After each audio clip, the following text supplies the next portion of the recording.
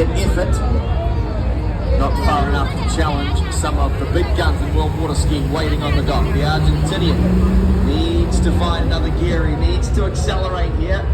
Can we see him push up over 100 kilometers an hour as he drives now? Throws himself